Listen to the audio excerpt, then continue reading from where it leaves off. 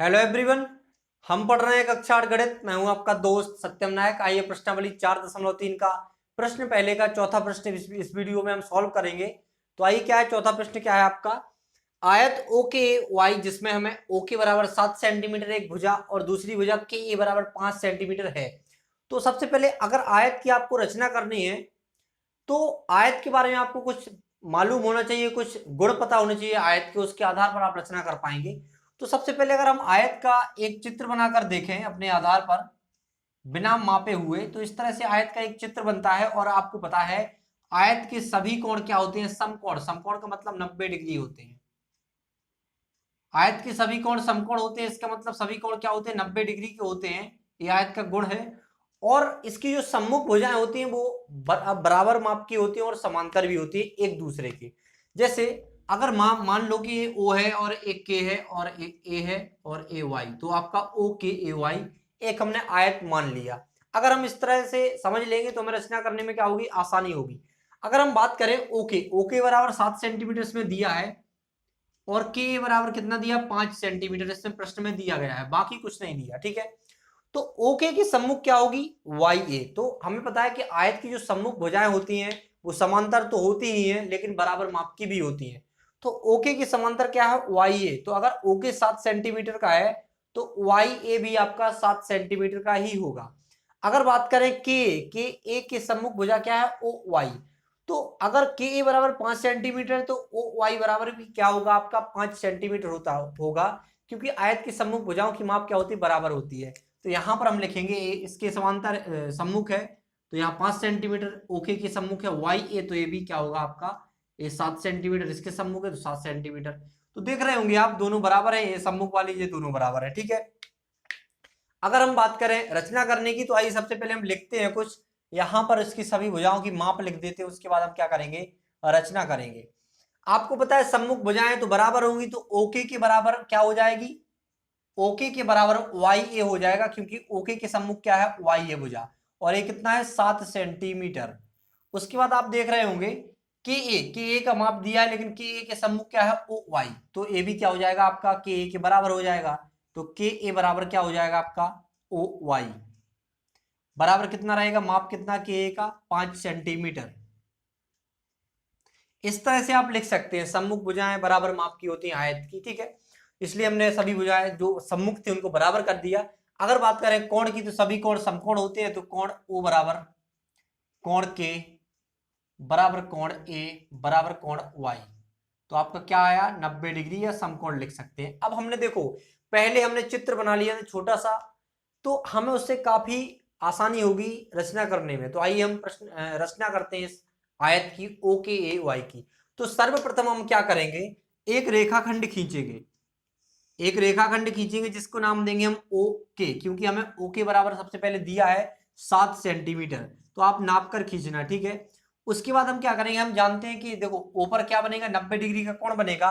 तो एक हम ऐसी रेखा खींचेंगे जो 90 डिग्री का कोण बनाते हुए जाए। तो ओ को केंद्र मानकर हम एक 90 डिग्री का कोण बनाते हुए एक रेखा खींचेंगे इस तरह से, जो आपका बिल्कुल सीधी जाए। देखो बिल्कुल सीधी जाना चाहिए, 90 डिग्री का कोण बने यहां पर बिल्कुल। ठीक है, तो यहां पर कितना कोण बनेगा? 90 डिग्री का। उसके बाद हम क्या करेंगे? आपको पता है कि अगर हम ओ बिंदु यहां पर है तो यहां पर कहीं वाई बिंदु होगा, लेकिन ओ से 5 सेंटीमीटर की दूरी पर आपका वाई बिंदु है। तो हम क्या करेंगे? ओ को केंद्र मानकर एक 5 सेंटीमीटर का चाप लगाएंगे उसी रेखा पर जो हमने 90 डिग्री कोण बनाते हुए खींची थी। तो हम यहां पर केंद्र मानकर ओ को 5 सेंटीमीटर का चाप लगाएंगे तो ये यहां कहीं आएगा। ठीक है, आप प्रकार लेके उसको नापना स्केल से, फिर 5 सेंटीमीटर का ओ को केंद्र मानकर एक चाप लगाना इस रेखा पर, तो यहां कहीं एक बिंदु आएगा। उस बिंदु को आप नाम देंगे वाई।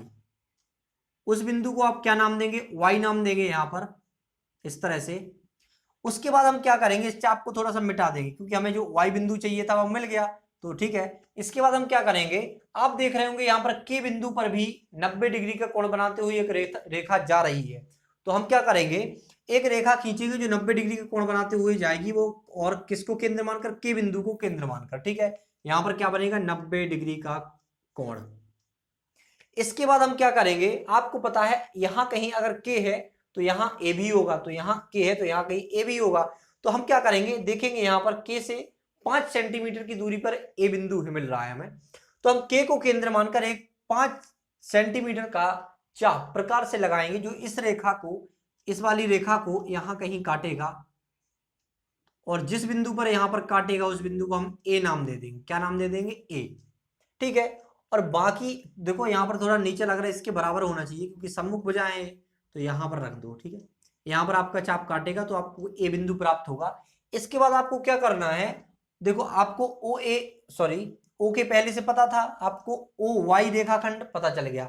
अगर आपका के बराबर 5 सेंटीमीटर है तो ओ वाई बराबर 5 सेंटीमीटर होगा। बाकी हमने 5 सेंटीमीटर का चाप भी लगाया है, तो यहां पर ए भी आपका 5 सेंटीमीटर होगा ओ वाई, क्योंकि हमने पहले देख लिया था यहाँ पर सम्मुख भुजाएं क्या होती है बराबर, तो 5 सेंटीमीटर ए भी होगा और आपका के ए भी 5 सेंटीमीटर पहले से ही था जो प्रश्न में दिया गया था।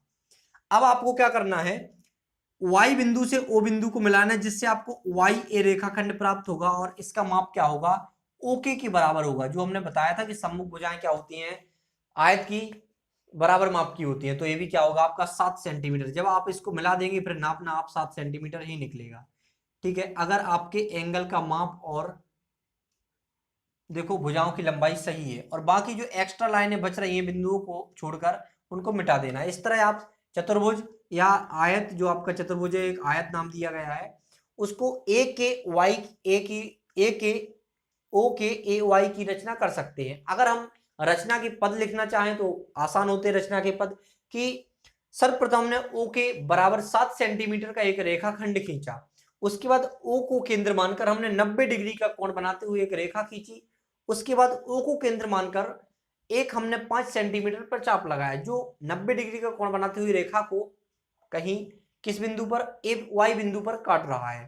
ठीक है, इसके बाद हमने के को केंद्र मानकर 90 डिग्री का कोण बनाते हुए रेखा खींची, उसके बाद के को केंद्र मानकर 5 सेंटीमीटर का उस रेखा पर एक चाप लगाया और जहां पर उस रेखा को हमारा चाप काट रहा था वहीं पर हमें ए बिंदु प्राप्त हुआ। उसके बाद हमने क्या किया, y बिंदु को a बिंदु से मिलाया जिससे हमें YA रेखाखंड प्राप्त हुआ। तो इस तरह हमने O के A Y की रचना की। तो इस तरह आप रचना के पद लिख सकते हैं, अपने मन से भी लिख सकते हैं।